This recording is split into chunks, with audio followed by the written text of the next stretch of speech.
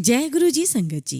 Video को like कीजिए, channel को सब्सक्राइब कीजिए और बेल आइकन को प्रेस कर दीजिए ताकि आपको लेटेस्ट वीडियो की जानकारी अच्छे से मिल सके। जय गुरु जी संगत जी। गुरु जी का अनंतम अनंतम शुक्राना। गुरु जी के श्री चरणों में कोटि कोटि प्रणाम और गुरु जी की प्यारी प्यारी संगत को जय गुरु जी।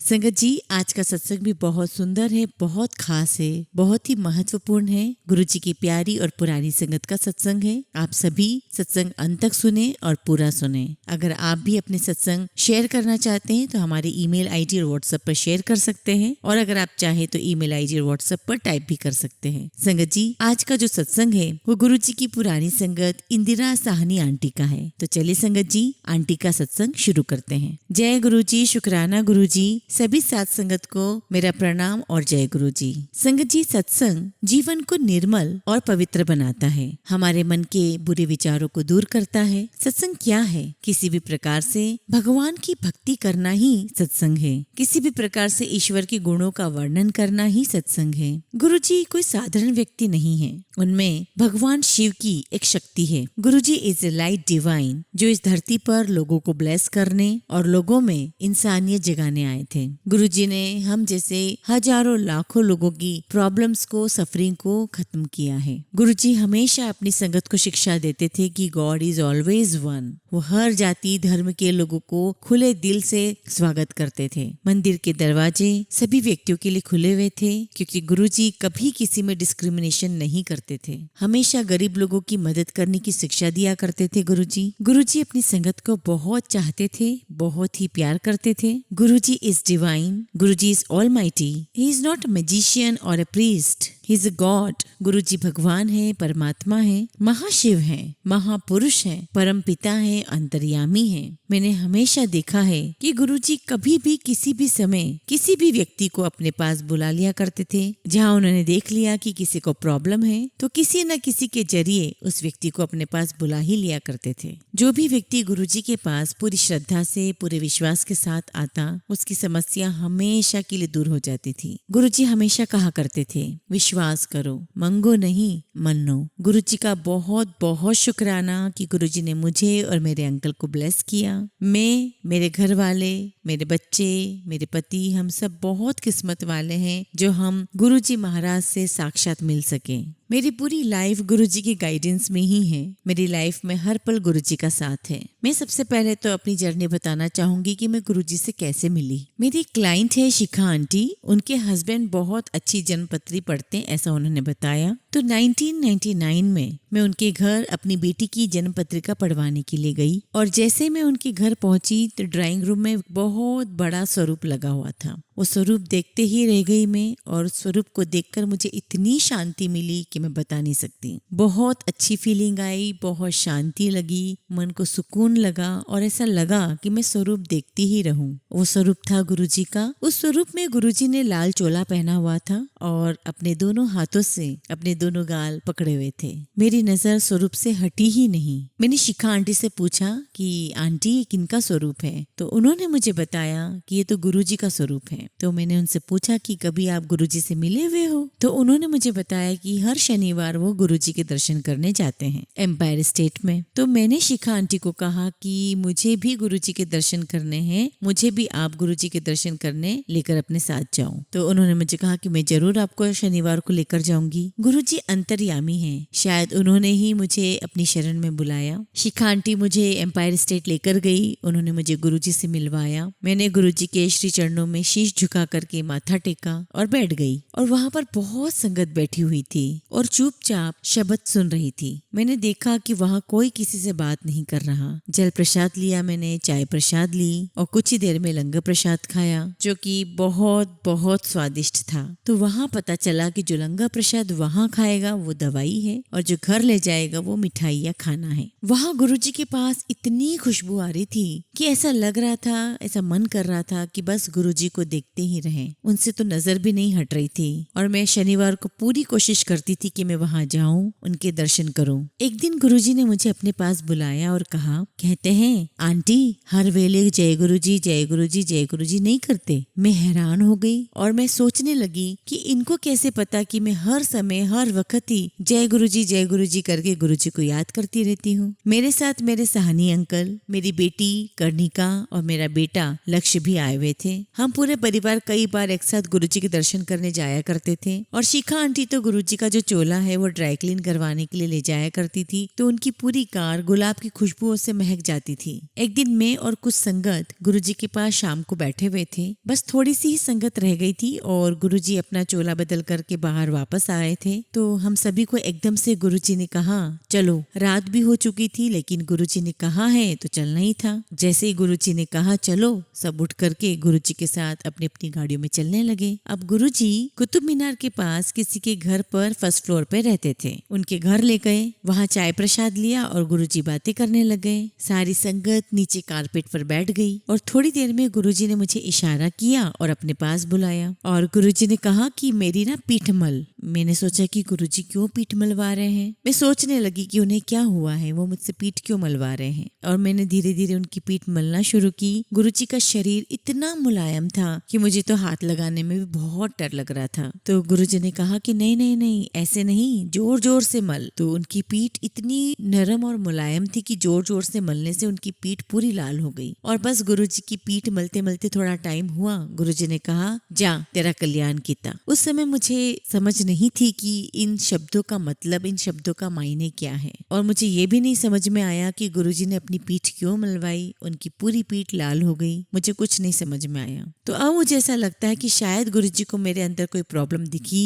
कोई बीमारी दिखी, जिसका कष्ट उन्होंने मुझे इस प्रकार से कटवाया। गुरु जी को कोई सफरिंग बताने की जरूरत ही नहीं पड़ती थी, वो अपने आप जान जाया करते थे और ठीक कर देते थे। अब मैं अपने आप को मानती हूँ कि मैं बहुत भाग्यशाली हूँ कि मैंने अपने हाथों से गुरु जी की पीठ मली। जय गुरु जी, शुक्राना गुरु जी, आपका बहुत बहुत शुक्राना। मेरे को एकदम से गुरु जी के चरण दिखे वहाँ सोफे पे, एकदम से पूरे नीचे नीचे के फीट। सच में दिखे? मजाक करूंगी क्या, मैं ऐसा कभी बोलती हूँ आपको? मतलब कहाँ बैठे? बैठे नहीं दिखे, सिर्फ चरण दिखे मेरे को। कहाँ पर? ये इसके ऊपर, कुर्सी के ऊपर ऐसे वाले ऐसे चरण दिखे, ऐसे ब्लेस हो इतने इतने फीट इतने बस कुछ चरण दिखे गुरु। पहली बार मेरे को कुछ दिखा है। जय गुरु जी, जय गुरु जी। बोलू इसमें कि रहने दो?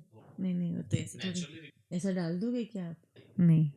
संगत जी, एक शाम को मैं गुरुजी के पास बैठी हुई थी और मैंने गुरुजी को बताया कि गुरुजी मैं एक मेडिसिन हर शाम लेती हूँ और बहुत साल से ले रही हूँ। तो गुरुजी ने मुझे देखते हुए कहा कि मेडिसिन छट दे, कोई लोड नहीं खाने दी। अब गुरुजी ने कहा था तो जो इतने सालों से मैं मेडिसिन खा रही थी वो मैंने गुरुजी के कहने पर छोड़ दी। और ये सब गुरुजी की ही कृपा है, ब्लेसिंग्स है। और जब भी मुझे गुरुजी की खुशबू आती है मैं समझ जाती हूँ गुरुजी मेरे अंग संग है। संगत जी, एक शाम को जब मैं गुरुजी के पास बैठी हुई थी तो गुरुजी ने मुझे अपने पास बुलाया और कहा मेरी नाभि सूंघो। उनकी मैंने नाभि सूंघी, इतनी प्यारी इतनी अच्छी खुशबू आ रही थी। तो गुरुजी ने मुझसे पूछा कि बताए कैसी खुशबू है। मैं नहीं बता पाई कि खुशबू कैसी है। तो गुरुजी ने मुझे कहा कि ये तो कस्तूरी की सुगंध है। क्योंकि संगत जी ऐसी खुशबू मैंने पहले कभी भी स्मेल नहीं की थी, बहुत ही प्यारी खुशबू थी। ये सब गुरुजी की ही महिमा है और मुझे लगता है कि मैं कितनी किस्मत वाली हूँ जो मैंने गुरुजी की नाभि की खुशबू की स्मेल मैंने ली। और जब भी हम गुरुजी की शरण में जाते बहुत सुकून बहुत शांति मिलती।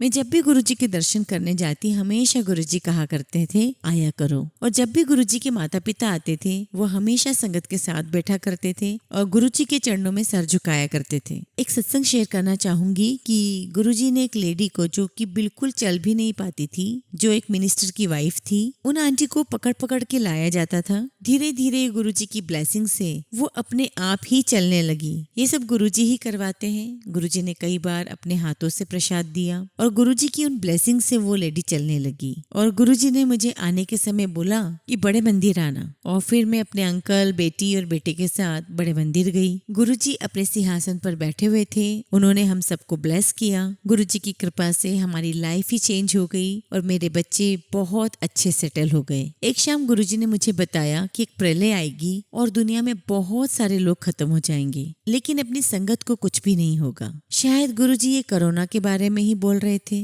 गुरुजी ने बहुत संगत की बीमारियां दूर की हैं। एक संगत को गुरुजी ने कहा कि 10 डॉक्टर मैंने फेल कर दिए हैं, जा एग्जामिन करा ले, कुछ भी नहीं निकलेगा। फैमिली प्रॉब्लम्स ठीक कर दिए, कैंसर पेशेंट को ठीक कर दिया, संगत की हर प्रकार की प्रॉब्लम्स को ठीक किया। और अगर गुरुजी फैमिली में एक मेंबर को ब्लेस करते थे तो पूरी फैमिली ब्लेस हो जाया करती थी, और आज भी हो जाती है। और 31 मई 2007 गुरुजी ने बहुत जल्दी समाधि ले ली और गुरुजी की मर्जी से ही वहाँ जाना होता है। और हरजीत आंटी से पता चला कि नोएडा के 30 सेक्टर में प्रभा लांबा आंटी और अंकल के घर पे हर महीने सत्संग होता है। उस साल में तकरीबन हर महीने सत्संग में जाया करती थी। एक सत्संग और शेयर करना चाहती हूँ कि एक रात गुरुजी मेरे सपने में आए और मेरी मम्मी के घर पर आए। मम्मी के घर पे आए और थोड़ी देर बैठने के बाद उठकर जाने लगे और कहने लगे कि मुझे और भी कहीं जाना है। मैंने उनका हाथ पकड़ लिया। उनका हाथ बहुत ही नरम था और उनके हाथ का स्पर्श अभी भी मुझे याद है।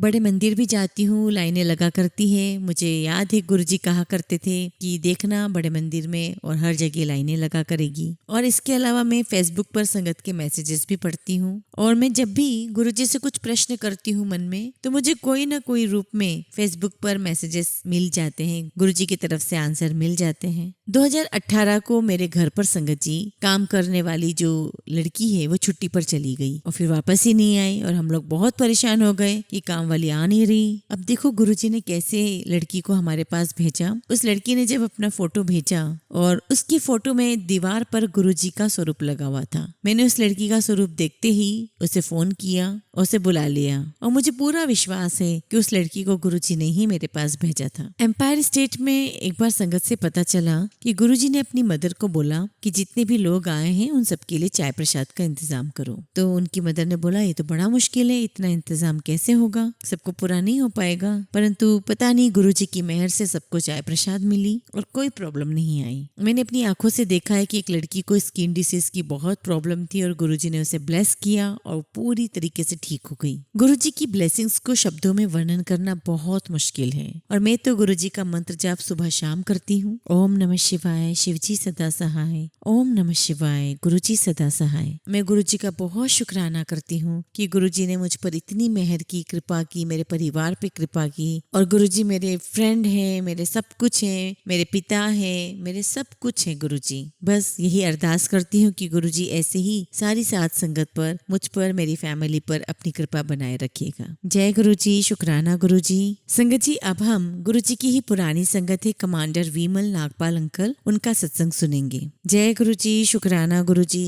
गुरुजी की प्यारी प्यारी संगत को जय गुरुजी। मैं अपने आप को बहुत ही भाग्यशाली समझता हूँ कि गुरुजी ने मुझे अपनी जर्नी को शेयर करने का मौका दिया है। ये गुरुजी की महिमा है, शुक्राना है कि उन्होंने मेरे जैसे तुच्छ प्राणी को अपनी शरण दी है, मौका दिया है। मेरी जर्नी गुरुजी ने इस जन्म में 1998 से शुरू करवाई। मैं आर्मी में था उस समय, और गुरुजी के पास एम्पायर स्टेट में मुझे मेरे सीनियर लेकर के गए थे। वहाँ मुझे बहुत अच्छा लगा, मेरे पूरे परिवार को बहुत अच्छा लगा। तो गुरुजी के पास हम गए, मैंने मत्था टेका। मेरी आंटी मेरे साथ थी, मेरे 2 बच्चे थे जब बड़े हो गए। उस समय काफी छोटे थे, बेटा कोई 8-10 साल का रहा होगा और बेटी तो बहुत ही छोटी थी। हम जाके गुरुजी के आश्रम में बैठे एम्पायर स्टेट में, और मैंने अचानक देखा कि गुरुजी ने अपनी उंगली से इशारा किया और मेरे बेटे को अपने पास बुलाया। गुरुजी ने पहले ही दिन उसे बुला करके कहा कि मेरे चरण दबा। वो गुरुजी के चरण दबाने लगा और गुरुजी ने अपने हाथ को फैला के कुछ इशारा किया। मुझे कुछ ध्यान तो नहीं है क्योंकि मैं पीछे बैठा हुआ था। गुरुजी ने अपने 4 फोटोग्राफ्स निकाल कर मेरे बेटे को दिए। तो पहले दिन ही गुरुजी ने 4 फोटोग्राफ्स दिए, मेरे लिए, मेरी आंटी के लिए, मेरे बेटे के लिए और बेटी के लिए। तो उससे मैं ये समझता हूँ कि गुरुजी ने हमारी एंट्री गुरुजी के दरबार में स्वीकृत कर ली थी, एक्सेप्ट कर ली थी। ऐसे गुरु और ऐसे महापुरुष के श्री चरणों में अपनी एंट्री रजिस्टर करने में सालों साल लग जाते हैं संगत जी। जैसा कि संगत जी मैं खुद सिख फैमिली को बिलोंग करता हूँ। जब भी संगत में शब्द चला करते थे तो गुरबानी चला करती थी तो मुझे बहुत सुकून मिलता था। मुझे वो सुन के बहुत इंटरनल पीस फील होता था। पर शायद गुरुजी की कुछ और ही मर्जी थी। मैं करीब 10 या 15 बार ही गुरुजी के पास गया हूँगा और फिर मेरा वहाँ जाना छूट गया। उसका जरूर कोई 2 कारण रहा होगा। संगत जी उन दिनों जब मैं गुरुजी के पास आया करता था, मैं यंग था, आर्मी में था, तो लोग कहा करते थे कि अरे यंग है, आर्मी में है, कहाँ गुरु के चक्कर में पड़ गया है। और कुछ आर्टिकल्स भी मैंने पढ़े कि इस देश को किसी ने खराब किया है तो गुरुओं ने खराब किया है। और एक बड़े ही स्पष्ट बोलने वाले जर्नलिस्ट थे और उनकी राइटिंग्स ने भी शायद मुझे इन्फ्लुएंस किया था। तो इस वजह से मेरा गुरुजी के यहाँ जाना छूट गया। और दूसरा कारण ये था कि मेरा दिल्ली से कोची ट्रांसफर हो गया था, तो ऑब्वियसली छूटना स्वाभाविक ही था। और बाद में जब मैं दोबारा गुरुजी से जुड़ा तब मुझे ख्याल आया, एहसास हुआ कि हमने क्या खो दिया इस बीच। और जब मैं 2003 में दिल्ली ट्रांसफर होकर आया और जब भी मैं अंधेरिया मोड़ से गुड़गांव की तरफ मुड़ता था तो मन में ये रहता था कि अरे यहाँ एक गुरु थे जहाँ मैं आया करता था, वो मैं अंदर फील कर रहा था, वो खिंचाव में फील कर रहा था। तो मैं गुड़गांव में शिफ्ट हुआ और कहते हैं ना कि माध्यम तो कोई बनता है, और माध्यम बने मेरे सीनियर, मेरे बड़े भाई, उन्हें संगत कमांडर अंकल के रूप में जानती है। और माध्यम बने मेरे सीनियर, मेरे बड़े भाई, उन्हें संगत कमांडर अंकल के रूप में जानती है, कमांडर शर्मा। तो एक दिन कर्नल शर्मा अंकल ने मुझे कहा कि विमल, मेरे गुरुजी है, तुम चलोगे क्या? तो मैंने कहा कि 1 मिनट रुको, क्या आपके गुरुजी अंधेरिया मोड़ के आसपास बैठते हैं और उनके चेहरे पे बहुत चमक है, उनके चेहरे पे तो नजर भी नहीं टिकती है, बड़े स्मार्ट से गुरुजी हैं। शर्मा अंकल मुझे कहने लगे कि तुम कैसे जानते हो? तो मैंने कहा कि खुद उनके हाथ के दिए हुए मेरे पास फोटोग्राफ है उनके। कहते हैं कि तो फिर चलो फिर। संगत जी आप बिलीव करना, वो मुझे दोबारा लेकर के गए और जैसे ही मैंने एंटर किया, वो बहुत बड़ा फेमस जर्नलिस्ट जो बहुत क्रिटिकल आर्टिकल लिखता था वो गुरुजी के चरण दबा रहा था। मेरा पहला फंडा क्लियर हुआ कि इतना बड़ा जर्नलिस्ट जो गुरु के बारे में बोलता था आज गुरु के चरणों में बैठा है, तो ऑब्वियसली ये जो गुरु है कोई साधारण गुरु नहीं है, बहुत ही सच्चे गुरु हैं। संगत जी जब मैं 1998 के लगभग आसपास देखता था कि संगत आंटियां गुरुजी के चरण दबा रही है, कोई कंधा दबा रही है, तब मैं इतना बेवकूफ इंसान था, समझ नहीं पाया। तो बाद में जब दोबारा जुड़ा तो एहसास हुआ कि गुरुजी उन संगत का कल्याण कर रहे थे, उनके रोग दूर कर रहे थे, उन्हें जहाँ जहाँ पेन होता था उन दर्द को दूर कर रहे थे। उन दिनों मेरी बेटी छोटी हुआ करती थी और उसे स्कूल ट्रिप से जयपुर जाना था और हम लोग गुड़गांव में रहा करते थे और उन दिनों बहुत ज्यादा टैक्सी भी नहीं चला करती थी। तो मुझे फैमिली ने कहा हुआ था कि आप ऑफिस से आज जल्दी आ जाना। मैंने कहा ठीक है। मैं ऑफिस से जल्दी निकला। मैं मेहरौली गुड़गांव रोड लेकर घर आया करता था। तो जैसे ही मैंने अंधेरिया मोड़ से टर्न किया तो मेरी गाड़ी वैगन आर का क्लच वायर टूट गया। अब क्लच वायर टूट गया तो गाड़ी चल नहीं सकती। मैंने कोशिश करके उस गाड़ी को थोड़ा साइड में खड़ा कर दिया। तो पुरानी संगत को याद होगा कि उन दिनों वहां पर एक कोयला बेचने वाली एक टाल हुआ करती थी। तो वहां जो इंसान बैठा हुआ था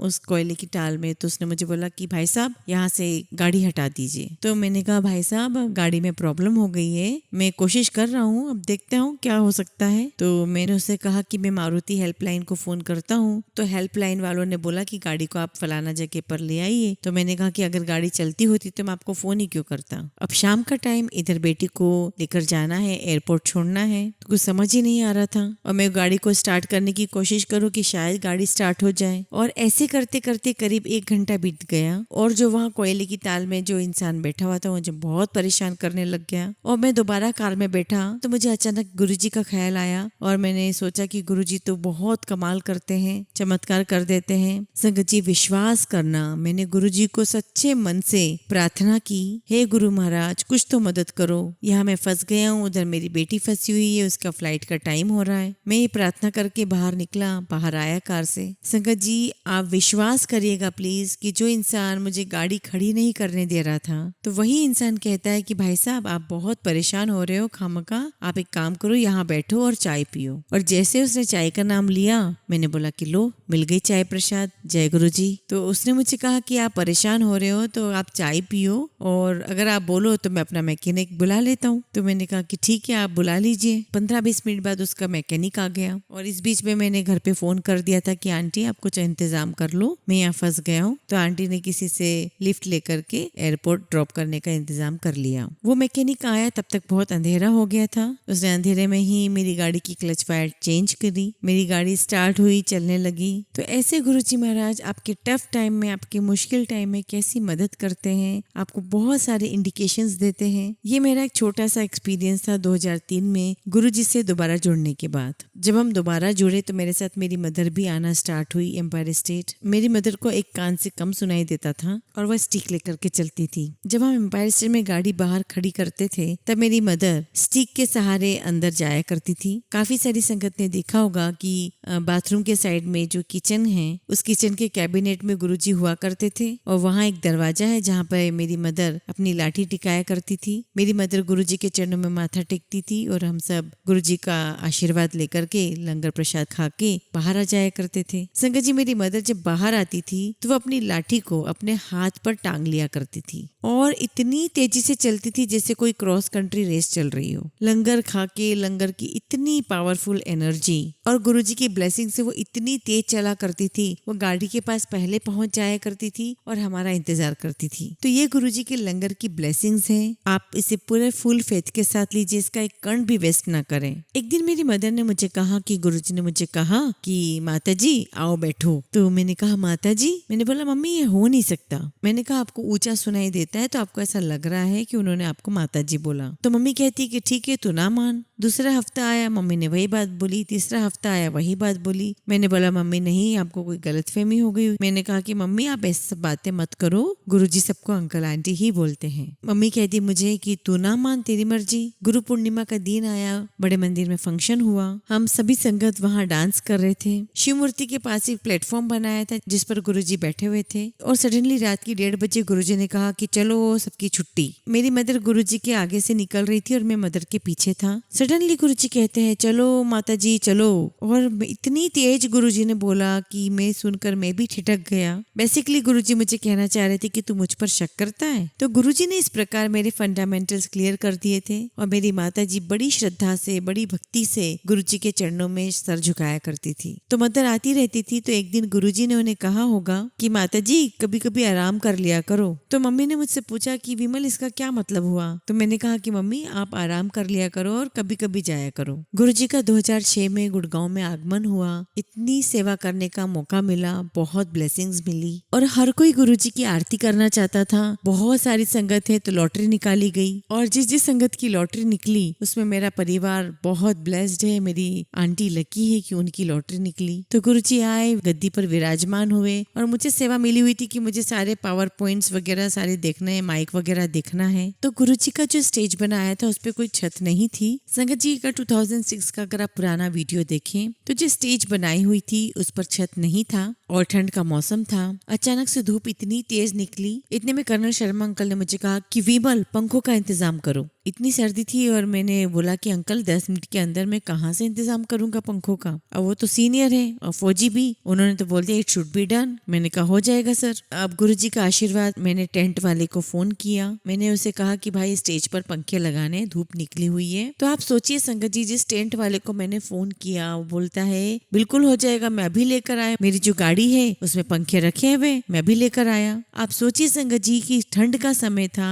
कैसे पॉसिबल है कि टेंट वाला अपनी गाड़ी में पंखे लेकर घूमेगा। संगत जी जब तक पंखे लगते, गुरुजी ने अपने सिर पर हाथ किया और आसमान की तरफ देखा। उसमें आप देखेंगे वीडियो में कि पता नहीं कहां से कैसे गुरुजी ने अपने ऊपर छत के ऊपर एक बादल का टुकड़ा क्रिएट किया और गुरुजी के ऊपर छाया हो गई। उससे हमें एक शिक्षा मिली कि गुरुजी का अगर कुछ भी अरेंजमेंट करना है तो बहुत परफेक्ट टू द पॉइंट होना चाहिए। मेरी मदर आई संगत में और वो स्टेज पर चढ़ गई और गुरुजी से हिम्मत करके पूछ लिया कि गुरुजी मैं आपके मंदिर आ सकती हूँ एम्पायर स्टेट। लेकिन गुरुजी ने कुछ नहीं कहा, वो जस्ट स्माइल कर रहे थे। अप्रैल के महीने में हम सुखमनी साहिब का पाठ करके गुरुद्वारे से आ रहे थे। 23 अप्रैल रास्ते में कार में मेरी मदर चली गई और मैं बहुत बहुत बहुत रोया। इतना शॉक्ड हो गया कि I have gone into the shell. मैंने कहीं भी बाहर निकलना बंद कर दिया और सब ने मुझे बोला, सब ने मुझे समझाया। कर्नल शर्मा अंकल ने भी मुझे बोला कि भैया शेल से बाहर निकलोगे तो ठीक होगा, बाहर निकलो।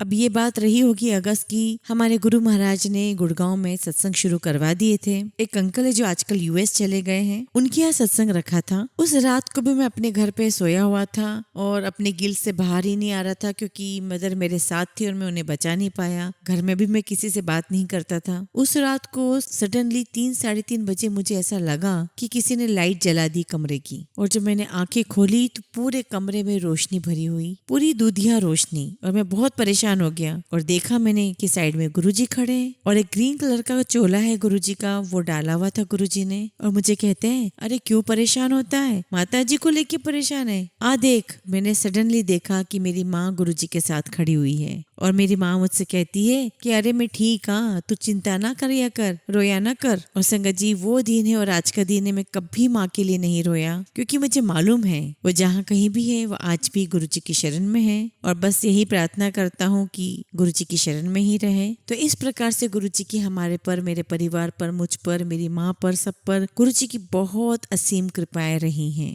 संगत जी, गुरुजी की ऐसे अनेकों कृपा, अनेकों ब्लेसिंग्स हमारे साथ हैं। अब गुरुजी जब भी मुझे आज्ञा देंगे, मैं अगला सत्संग जरूर आपके साथ करूंगा। अभी मैं अपनी वाणी को यहीं विराम देता हूँ। जय गुरुजी, शुक्राना गुरुजी। संगत जी, हमेशा हम अपने सत्संग का अंत एक बहुत ही खूबसूरत कहानी से करते हैं, तो आज भी हम एक ऐसी ही इंस्पायरिंग कहानी सुनेंगे। माइकल जॉर्डन का जन्म सन 1963 में ब्रुकलिन की झुकी झोपड़ियों में हुआ था। उनके पिता मजदूरी करते थे। माइकल जॉर्डन का बचपन गरीबी और भेदभावपूर्ण वातावरण में गुजरा। जब माइकल जॉर्डन 13 वर्ष के थे तो उनके पिता ने उन्हें पुरानी टी शर्ट दी और पूछा, इस टी शर्ट की कीमत क्या होगी? जॉर्डन ने जवाब दिया, शायद $1। पिता ने फिर कहा, क्या तुम इसे $2 में बेच सकते हो? यदि तुम ऐसा कर पाते हो तो मैं समझूंगा कि तुमने अपने मम्मी पापा की मदद की है। जॉर्डन ने सिर हिलाया और बोला, मैं कोशिश करूंगा। जॉर्डन ने टी शर्ट को सावधानी से धोया, फिर धूप में सुखाने के लिए डाल दिया। अगले दिन वो टी शर्ट को बेचने के लिए एक व्यस्त स्टेशन पर गया। वहाँ वो 6 घंटे से अधिक समय तक बेचने की कोशिश करता रहा। अंत में जॉर्डन टी शर्ट बेचने में कामयाब रहा। अब उसने $2 लिए और घर भाग गया। उसके बाद हर दिन वह इस्तेमाल किए गए कपड़ों की तलाश करता था, फिर भीड़ में निकल जाता और बेचकर आ जाता था। 10 दिन से अधिक समय बीतने पर उनके पिता ने उन्हें एक बार फिर से इस्तेमाल किया हुआ कपड़ा दिया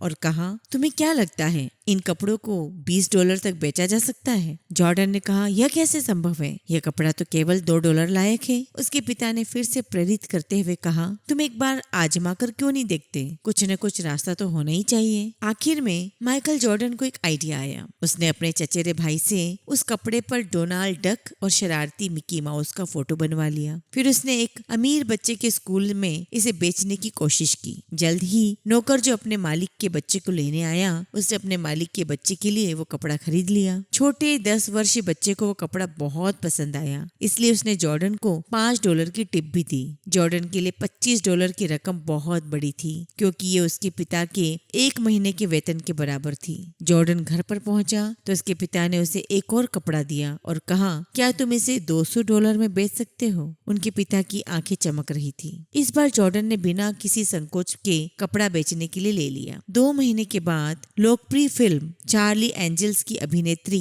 फरा फॉकेट न्यूयॉर्क में एक प्रोमो करने के लिए आई। प्रेस कॉन्फ्रेंस के बाद जॉर्डन ने फरा फॉकेट के पास पहुंचने के लिए सुरक्षा घेरे को तोड़ दिया और साथ लाए कपड़े पर उनका ऑटोग्राफ मांगा। जब फॉकेट ने एक मासूम बच्चे को अपना ऑटोग्राफ मांगते देखा तो उसने खुशी खुशी कपड़े पर अपने हस्ताक्षर किए। जॉर्डन जोश में चिल्ला रहा था, इस पर फरा फॉकेट ने ऑटोग्राफ दिया है, इसे मैं $200 में बेच रहा हूँ। जॉर्डन ने कपड़े की नीलामी की और एक बिजनेसमैन ने इसे $1200 में खरीद लिया। घर लौटने पर उसके पिता ने आंसू बहाते हुए कहा, यह मेरी समझ से बाहर है कि तुम ऐसा करने में सफल रहे। मेरे बच्चे, तुम बहुत महान हो। उस रात जॉर्डन अपने पिता के साथ सोया। सोते हुए पिता ने पूछा, बेटे, तुमको जो 3 कपड़े मैंने दिए हैं उनको बेचने का अनुभव क्या रहा? जॉर्डन ने भावुक होकर उत्तर दिया, यही कि जो दिमाग सोच सकता है उस तक पहुंचने का रास्ता भी कहीं न कहीं जरूर होता है। उसके पिता ने सिर हिलाया और कहा, तुम जो कह रहे हो वह सही है। मैं तुमको ये बताना चाहता था कि $1 के लायक कपड़े की कीमत भी हजारों डॉलर में हो सकती है। उसी प्रकार हो सकता है कि अभी हम गरीब हैं, हमारी हालत ठीक नहीं है, हम इन्हें सुधार सकते हैं। ये इस बात पर निर्भर करता है कि हम उन क्षमताओं का उपयोग कैसे करते हैं जो हम में से हर एक इंसान में मौजूद है। जॉर्डन के दिमाग में तुरंत एक नया सूरज उगा। उसने सोचा कि एक सेकेंड हैंड कपड़ों को भी अपग्रेड किया जा सकता है, तो क्या मेरे पास खुद को कमजोर रखने का कोई कारण है। तब से किसी भी मामले में माइकल जॉर्डन को लगता है कि उनका भविष्य खूबसूरत और आशावान है। उन्होंने अपनी क्षमता का भरपूर सम्मान किया। वह दुनिया के सर्वश्रेष्ठ बास्केटबॉल खिलाड़ियों में से एक बन गए और सबसे अमीर एथलीटों में से एक बन गए। इसलिए संगत जी, हमें अपनी क्षमताओं का पूरा विस्तार करना चाहिए, हमें अपनी क्षमताओं को पूरा पहचानना चाहिए। और संगत जी, हर एक समस्या का कोई ना कोई हल होता है जो हमें उस समस्या से ना सिर्फ छुटकारा दिलाएगा बल्कि हमें शायद बहुत ऊंचे मुकाम तक भी पहुंचा सकता है। इसलिए संगत जी, अपनी क्षमताओं को पहचाने, मुश्किल परिस्थितियों से अपने आप को निकालने के लिए हर संभव प्रयास कीजिए। हल आपके पास ही होगा। जय गुरु जी, शुक्राना गुरु जी।